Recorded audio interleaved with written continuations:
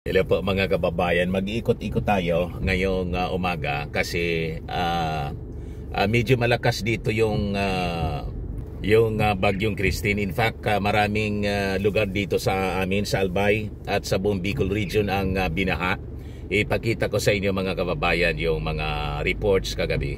Ayan po, sa kwan ito, Agos River, Bato, Camarines Sur. Yan o. Ay, Libon Albay pala. Libon Albay. Yan po. Yung iba nasa bubong na nga po. Ito sa Baaw, Camarines Sur. Mga kababayan, talagang matindi yung mga pagbaha. Yung iba nga inabot na yung second floor. Ito Santa Cruz, Libon. Ito yung dito sa amin, sa Legazpi. Lapu-Lapu, Tinago, Barangay Tinago, Lapu-Lapu, Legazpi. Yung Sentro Legazpi po. Ayan. Pero I think ngayon, kaya iikoka natin, iikotin namin ni Mrs. Kasi siguro, bumaba na rin po kasi humupa na yung napakalakas kahapon na pagbagsak ng ulan. So mag-iikot po tayo mga kababayan para alamin natin yung situation sa ating paligid.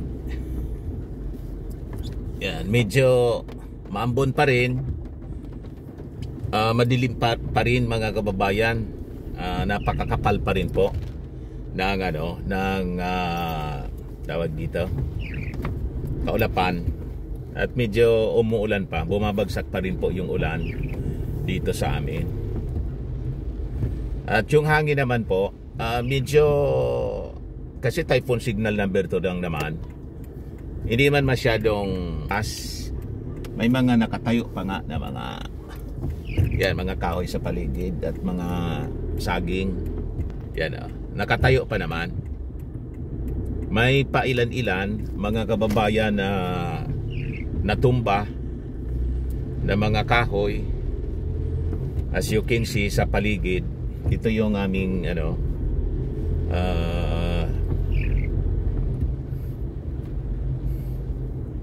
yung lugar sa paligid. So kita po ninyo.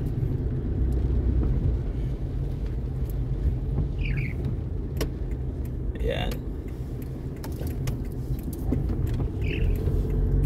So ang malakas po talaga, kaya nagbaha. Ang malakas talaga po yung bagsak ng ulan.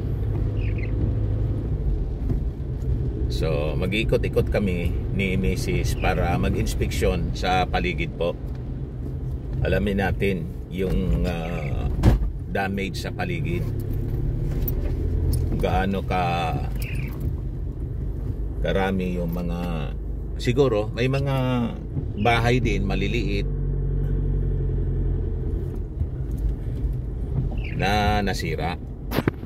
So ayos lang naman po mga kababayan, mga dahon-dahon lang na bumagsak. Pero sa report mga kababayan ng mga local stations dito, radio stations, ang sabi, marami yung mga inilikas sa mga evacuation centers. So yan po ang paligid. Passable naman lahat dito.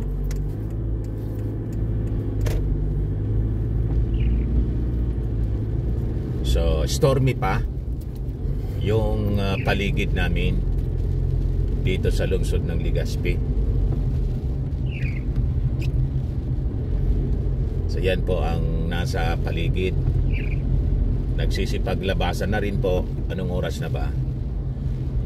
7:49 in the morning ngayon. Sisipaglabasan na rin po yung mga tao. Siguro pupunta ng market. Baka bukas na. Kahapon isinara yung lahat ng mga pinawi, lahat ng mga establishments dito. Medyo may ba pala dito sa areang to. Yan. Pero mababaw naman, mababaw. Kagabi malalim to, lampas toho dito mga kababayan. Pero ngayon mga nasa 6 inches na lang siguro, or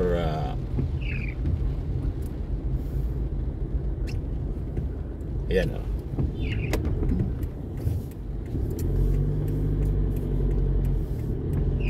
Umupa na rin po yung baha. Ito dati na naman talaga, konting ulan dito sa may release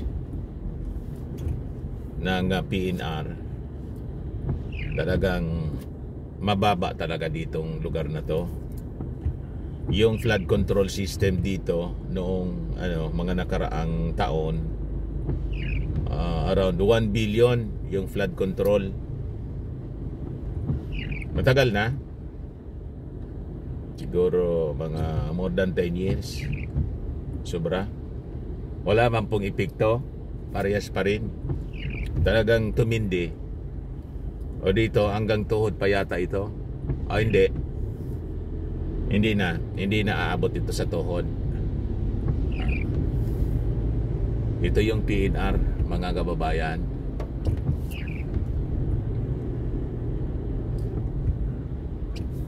Yan o. So humupa na rin yung tubig. Malalim na siya. So ito naman, papunta dito sa aming Colossal Fitness Gym. May tubig din pala dito sa konti lang naman. So inspeksyonin natin yung aming Colossal Fitness Gym, kung kumusta dito. Actually, walang problema dito sa lugar ng ito yung Colossal Fitness. Maayos naman sa paligid.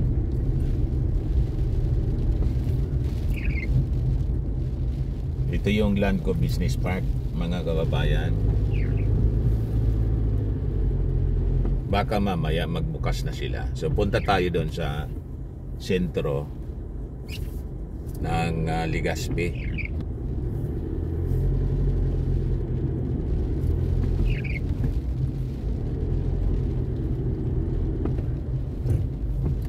Ikot-ikot lang kami.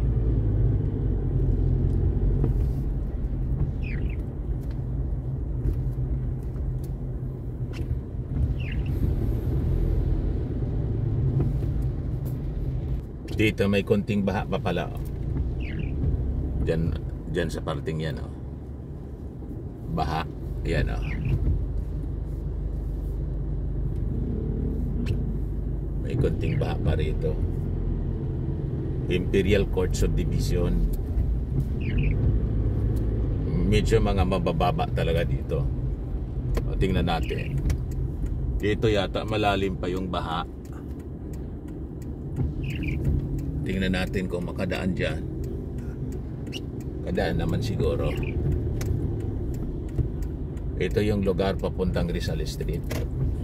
Medyo flooded pa. Less than tuhod po. Dandaan lang tayo rito. So dito yung mga may lugar dito, mga kababayan, na yung mga residente in-evacuate, mga nasa maliliit na bahay. Yan lang naman yung in-evacuate. Karamihan naman sa bahay dito malalaki at matataas.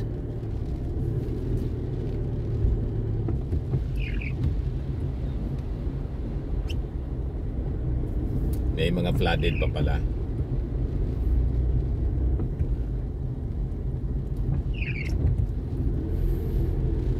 Mamaya punta tayo doon sa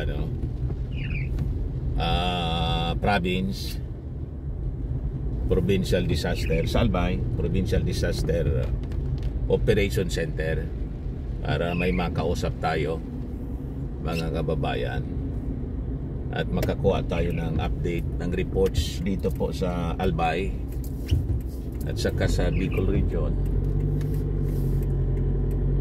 Dati itong lugar na to, noong Typhoon Riming, yung napakalakas, binabaha ito. Yan, papunta sa aming dating istasyon.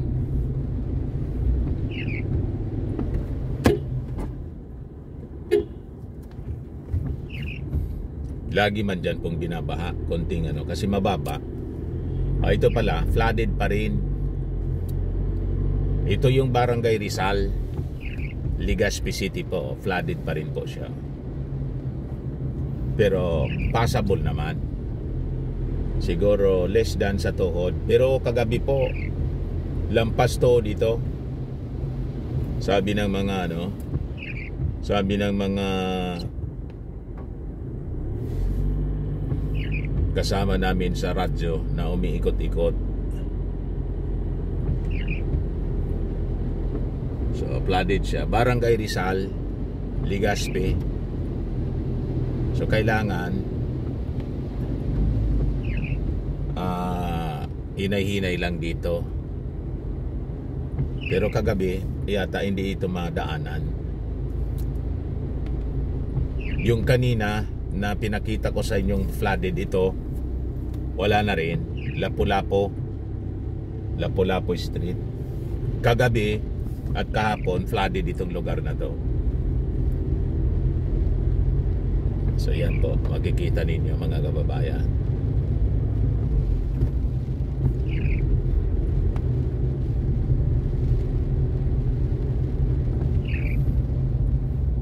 Kailangan nilang maglinis sa paligid muna. So hanggang ngayon kasi siyempre suspended pa yung trabaho at klase po. Kasi kailangan din maglinis muna sila sa bahay. Ayan. Ito yung sentro ng Legazpi. Kagabi flooded po ito. Ikot tayo. Quezon Avenue, Legazpi City, flooded ito. Yan papuntang Tirian, Embarcadero at Legazpi Boulevard. Lahat ito flooded kagabi.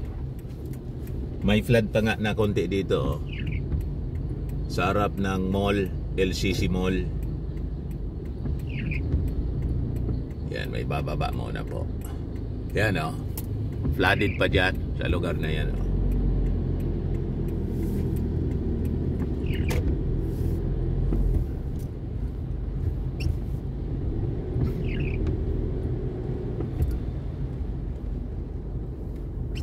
So, may tubig pa rin. Hindi pa siguro sila pwedeng magbukas ngayon. Yan. One way ito, may nagkuha na. May sumalubong na. Flooded pa rin po pala hanggang ngayon, oh.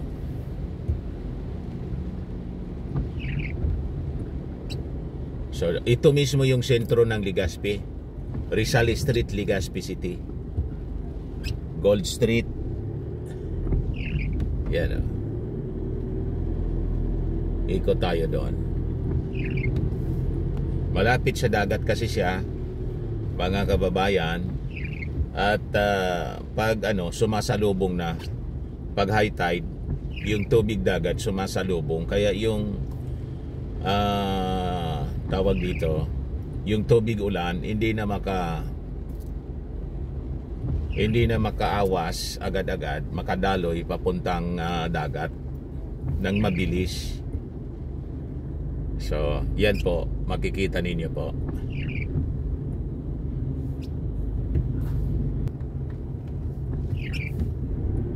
Matubig pa rin po mga kababayan, oh.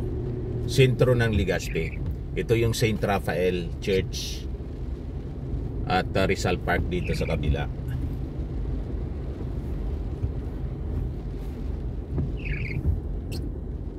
So may mga tumirik na motorcycle. Medyo malalim pa yata dito. Tingnan natin. Kung medyo malalim, hindi na tayo didiretso. Ito yung sa Albay, Albay Doctors Hospital. Kaya pa naman kasi mataas naman itong sasakyan namin. Yan. hanggang tuhod. Medyo malalim pa yata, hindi na tayo didiretso. Baka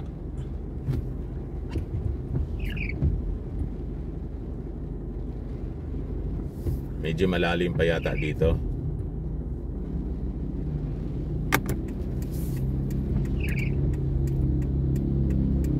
Atras na lang tayo mga kababayan. Huwag nating isubo itong sasakyan dito, baka magka-problema. Mataas pa pala. Mataas pa yung tubig.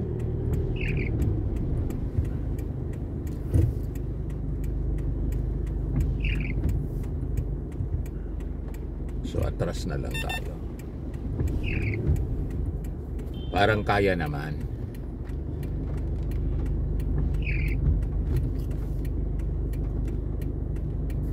Kaya naman siguro. Tuloy lang tayo. Mahina ako na. Hindi kanina kasi walang wala tayong nakitang ganito kataas na vehicle. Kaya naman siguro.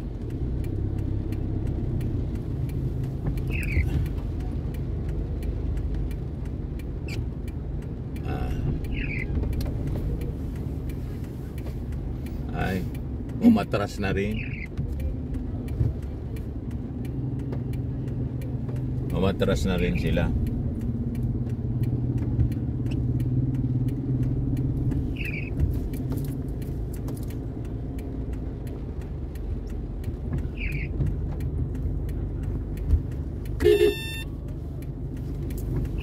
Ikot na sila. Umikot na rin sila eh. So ikot na lang po tayo.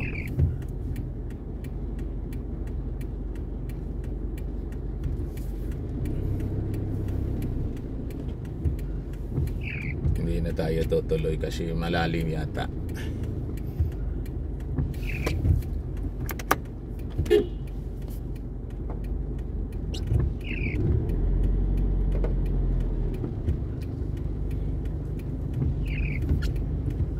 Malalim.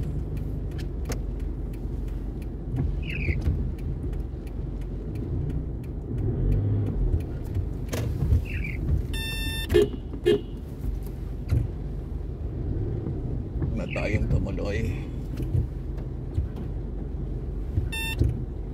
Ikot na lang tayo.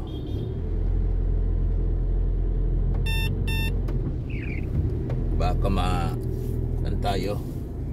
malubog tayo rito.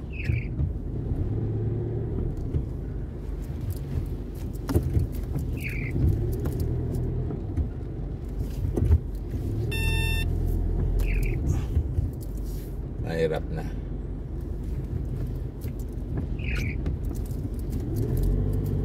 Malalim.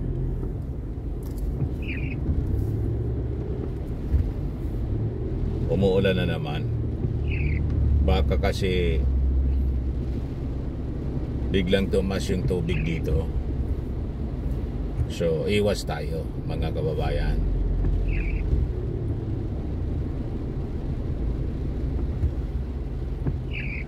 Malalim yung tubig.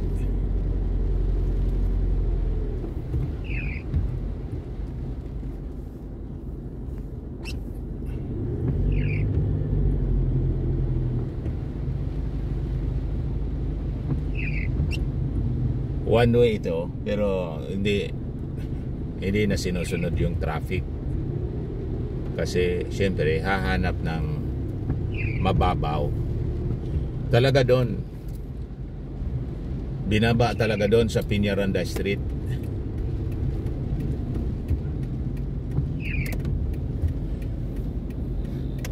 Yan. Punta tayong Albay District mga kababayan. Ito yung Ayala Malls kagabi. Kagabi malalim dito po hanggang lampas tuhod. So ibig sabihin napakalalim ng baha dito sa sentro ng Legazpi mismo. So ito yung yung Trilon.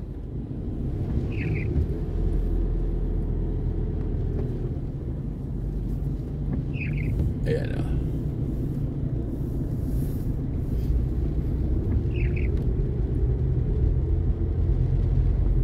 Kahit dito kagabi, baha dito mga kababayan. Harap ng Ayala Malls, Legazpi. Pero ngayon wala na. Umupa na yung baha.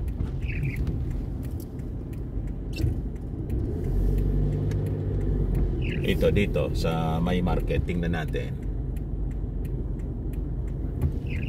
Passable naman. Kaya, pero flooded pa rin po mga kababayan, papuntang Legazpi City Public Market. Yan po. Medyo bumabagsak na naman yung ulan. Medyo makapal pa po mga kababayan yung kaulapan. May mga lumalabas na. May pako doon Delikado. Delikado mag ano po sa baha. Baka may mga pako sa nasirang mga establishments.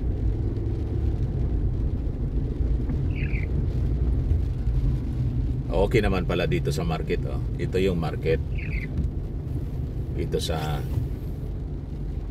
bandang kanan.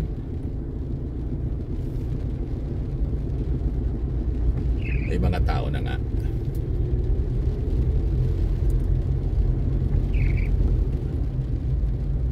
So, punta tayo sa sa Albay District.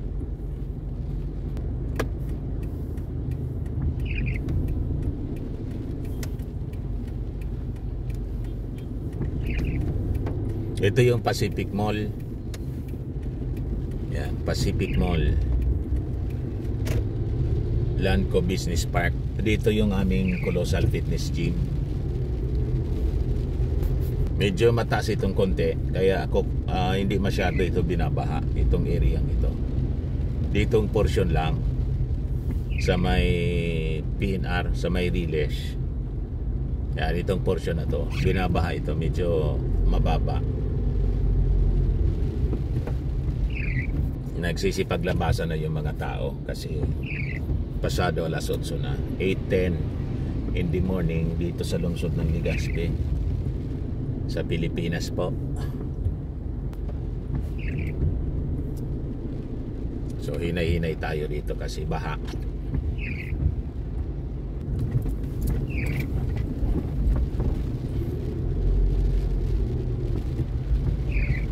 Yan po. Lumalakas na naman po mga kababayan yung ulan. Tingnan natin dito po sa may SM City Legazpi kung may tubig pa. Sabi kagabi may konting baha dito, pero itong lugar na to papuntang terminal. Ayan yung bandang kanan po, yan ang SM.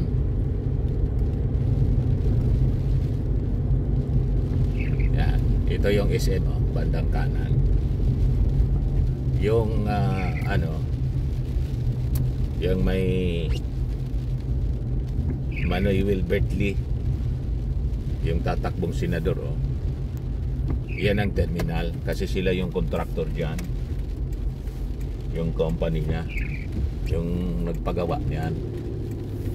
Ito yung SM may kahoy pala na natumba.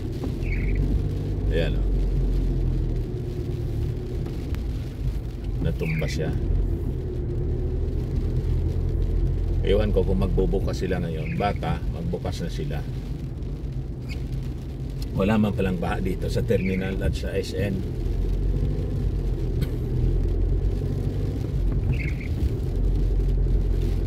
Maayos naman. So punta tayo doon sa sa Albay District. Ikot tayo dito. Yan. Ikot tayo.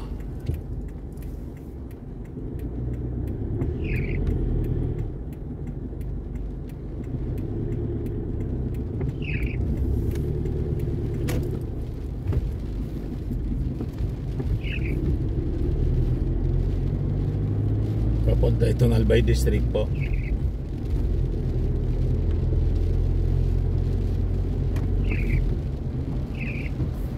Itong Gibara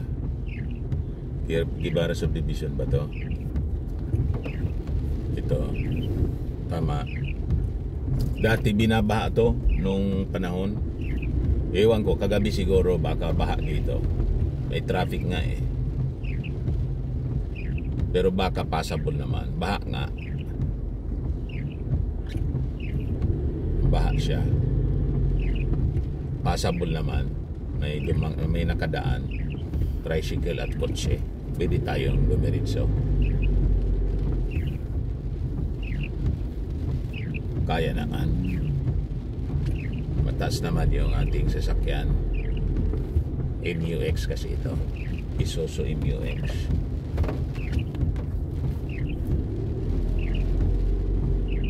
Yun ang dahilan po kung bakit we prefer na mataas yung sasakyan dapat. Kasi pag ganitong panahon, ayan, talagang problema pag mababa yung sasakyan. Baha pa din pala. Pero noong Riming, umabot sa bubong sa Kisame yung baha dito. Yan, kaya naman.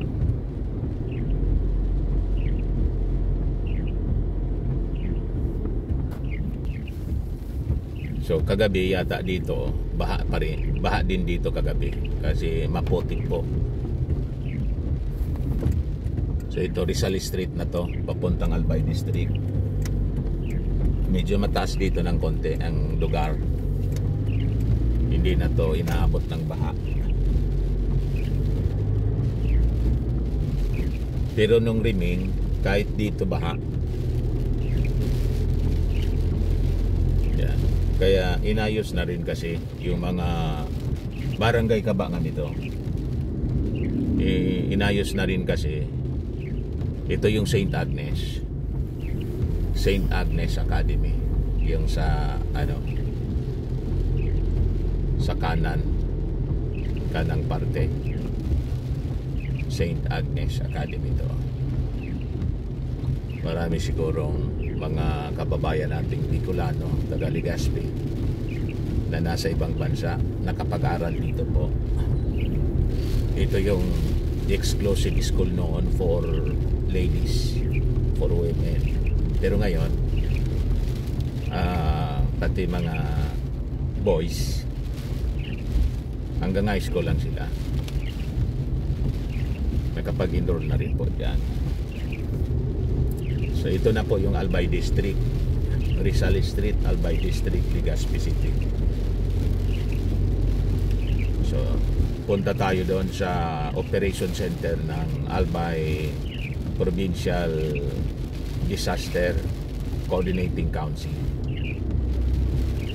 para may makausap po tayo, makapag-update kung may casualty ba, kasi may mga malalalim po dito na binaha. Yung Libon sa 3rd District, sa Pulangi, sa 1st District naman po yung Malilipot, Malinaw.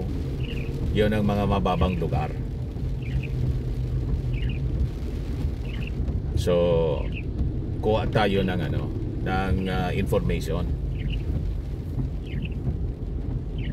Yan na nakikita po ninyong building, Divine Word College siya. Divine Word College of Legazpi. At yung sa dulo, yun ang Albay Cathedral. At dito sa kanan, yan po sa may kutsing puti, ito yung Albay Capitol. Yan o, sa kanan, bandang kanan, Albay Provincial Capitol. Yung Piñaranda Park, inaayos po. Yan o, nababakura ng yero na green. Under construction po, rehabilitation. Ay total construction pala, sinira lahat. Yung Capitol Annex po nakikita ninyo sa may kahoy. O, ito na yung Albay disaster APSIMO. Yan yung building yan, White House, White Building. Yan yung operation center. So dito tayo pupunta para alamin yung mga balita. Tawag dito Albay Provincial Safety and Management Office. Yan po.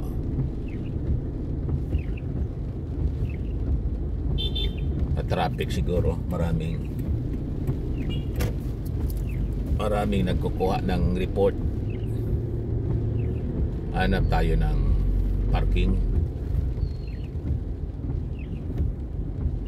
Dito na lang may mga ambulance.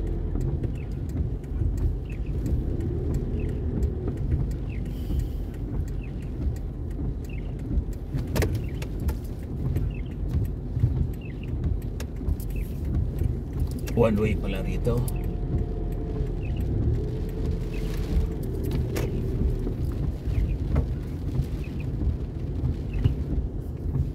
Garahe muna tayo dito. So ito po, labas muna tayo rito. Kausapin natin yung ilang mga opisyal dito sa Albay po. Albay Provincial Operation po ito. Diyan paligid po. Stormy pa. Albay Capitol. Sino nandito? Pasok tayo rito. Kuha tayo ng reports. Dito tayo, mga kababayan. Kuha tayo ng report. Dito po, yung APSIMO. Mga kababayan, ngayon, nandito yung ating tukayo, kaibigan natin, at kasama nung ako active pa sa mainstream media. Talagang sila yung aming mga kapartner sa mga disaster operations po. Si Engineer Dante Baclao. Ngayon, siya po yung acting dito? OIC Operations Officer ng APSIMO. OIC Head ng APSIMO. APSIMO. Ano nga yung APSIMO? Albay Public Safety and Emergency Management Office. Engineer, nakita ko kagabi, nabigla nga ako kasi ako hindi na nakatutok sa mga local events, pero nang bumagsak yung ulan ng malakas, nakita ko parang kung sa Bicol nataraka. Maraming mga lugar yung lumubog dito sa lalawigan, sa Albay at pati sa buong Bicol region. Dito po sa Albay, anong lugar po yung pinakang matindi na tinamaan ng baha dahil sa malakas na ulan? Kay Christine. Ang pinakamatinding tinamaan ng tubig baha yung sa 3rd District, especially yung Libon, Huas, Pulangi. Talagang matindi ang tubig doon. Ang masyadong gaano kataas? Ilang meters po? Ang maabot ng bubong ng bahay. May mga nakita nga akong videos. Opo. No? Hanggang bubong. Wala bang casualty? Yun ang importante. So far, wala namang verified casualty or missing. At least dito sa Albay. Opo, dito sa Albay. Kasi di ba lagi yung ating ating goal is zero casualty palagi. Kaya laging advance yung ating preparations dito. Ano pang mga lugar other than 3rd District? Halos actually almost areas dito sa Albay lumubog sa tubig na nag-umapaw yung mga ilog. Opo. Yung Malinaw, di ba? Laging ganon. Malinaw din sa 1st District. Lumulubog din yun sa baha. Opo. Ano rin po, lumulubog din yun sa baha. Sa ngayon kasi medyo parang di papasable doon. Okay. So dito sa lungsod ng Legazpi, may mga areas din po. Kasi ako nga, nag-ikot kaagad kami ni Mrs. ngayon. At nakita natin, may mga lugar hindi na kami dumiretso dito sa Piñaranda Extension kasi lampas tuhod pa yung baha. Ano yung mga pinakamalalim dito? May mga areas dito like yung perennial na binabaha sa Orosite. So yan ang area yan, talagang mataas yung tubig. Hindi nga ako dumiretso ngayon eh. Mataas pa yung tubig. So may mga areas din na medyo nag-subside na yung tubig. Okay. May data po kayo, buong Albay, kung ilan yung mga naging evacuees natin, number of families? Meron kaming initial data from submitted by respective LGUs. Opo. So far, kagabi as of 9 p.m., meron tayong 17,095 na individuals or 4,948 families. Kasama na yung Legazpi niyan? Kasama na po. Kasama. So total buong Albay na po siya? Opo. Initial pa lang po ito. Initial. Kasi wala pa yung Malinaw, Manito, Inubatan, Uwas, Pulangi, and siguro yung Ligaw, paano na rito. Kasi busy rin siguro sila sa ginagawa nila. Opo. Kumusta naman po yung pagkain? Kasi laging yun ang, di ba? And lagi naman naka-standby at ready yung ating DSWD, di ba? Since nag-declare naman po tayo ng state of calamity, so magagamit na ng respective LGUs yung ano nila, yung budget nila for this kind of so una muna siyempre ang first responder, yung mga LGUs. Opo. Then pag nagkulang ng support, automatic nandyan yung national government. Provincial government po, mag-augment niya. Then kung kulang pa, ihingi tayo national. Opo. So right now, we have enough itong mga kinakailangan na pagkain, support. As of now, tamang-tama pa rin po. Kumusta naman yung ating mga political leaders dito? Kasi nalaman ko na may bago tayong gobernador. Kasi acting governor because of the suspension. Kumusta si acting governor Narinig ko nandito kagabi. Opo, nandito kagabi. Actually, Linda Bungao. Baptism of fire. Baptism of fire, sabi niya. So napalaban kaming dalawa.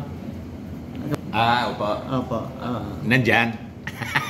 Kausapin natin. So anyway, maganda naman yung operations ngayon. Okay naman po. Smooth naman. Opo. So, yun. What about yung mga distraction po ng flooding? May mga initial na po kayo? Reports na galing sa field about yung mga bridges natin dito o may landslide, gano'n? O nasirang bahay? Meron na pong may advance info, landslides, tapos may mga nasira tayong slow protection, may mga kalsada, bumagsak. So yun po ang initial na report. Kasi sabi ko doon sa mga mag-assess, mga engineers namin, kung pwede na kayong lumabas, mag-ikot na po kayo. What about yung Manito? Kasi laging may mga landslides dyan. Ngayon wala na? Wala pa pong report. Wala pa. May initial damage na po kayo? Wala pa wala na pa reports? Po. Kasi mag-assess pa lang. Mag-assess pa lang po. Yung clearing operations natin? Yun po ang immediately ginagawa na ngayon. Kasi po. Yung sa agriculture?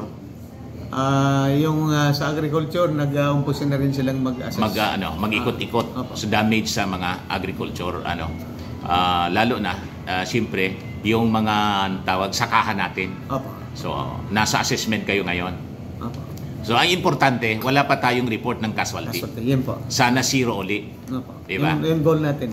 Kahapon at kagabi, ano yung peak ng Kasi nakatulog na rin ako. Sabi kasi sa report, mga 11. Pero pag 2 o'clock yata, parang humampas yung malakas na hangin. May mga natumbang ang mga kahoy.